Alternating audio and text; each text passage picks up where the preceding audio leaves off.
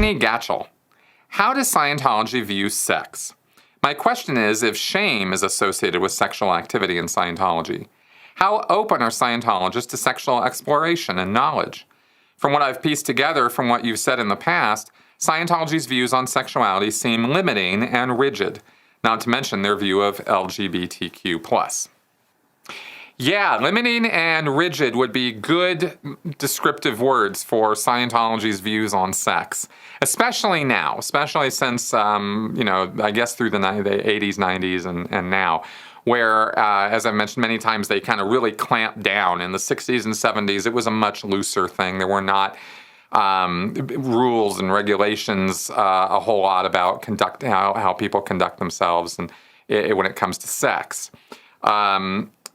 Hubbard was one to push the traditional marriage concept, and anything outside of that was perverted.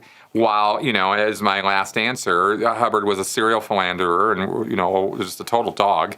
So it's kind of funny that he pushed that whole morality, but, since when is hypocrisy something new in the area of sex? So I've said before many times that they have sort of a Leave It to Beaver type conservative attitude about sex. But I have to stress that this is not, it's not like a uniform view of sex from the Sea Org all the way down to the public.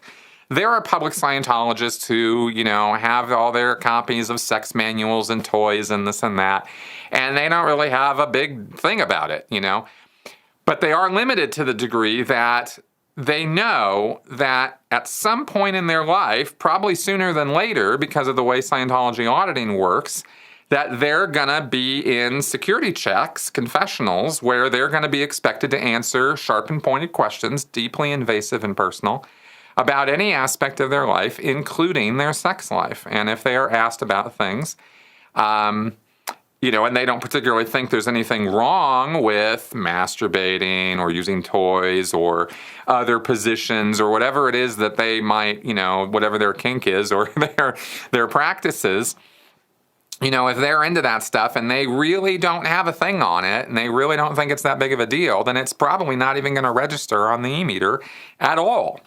And so it might never come up for them.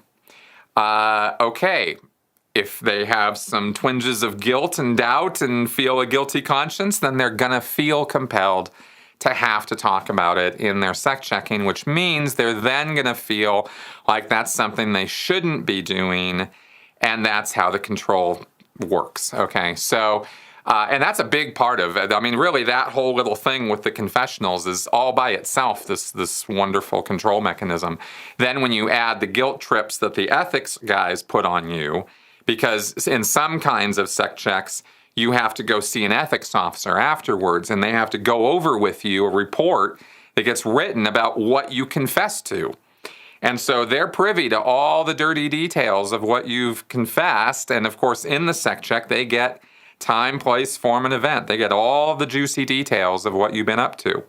So this information goes to ethics, and then ethics might sit down with you and, okay, so you like the toys. Well, maybe we're going to have to do something about that. And then you got to go home and throw them all away and, give some attestation that you are no longer, that you're a good little angel now and you're not doing anything perverted.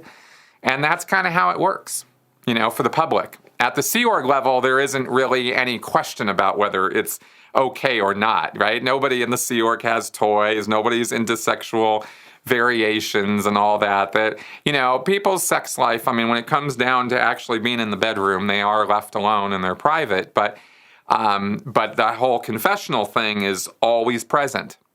And the Sea Org lifestyle also heavily cuts across people's, their metabolism, their energy level, their body budget's all out of whack, they're tired all the time, so their libido tends to dive pretty badly, and so Sea Org members are also just not as interested in sex because, frankly, they just don't have the energy for it as much.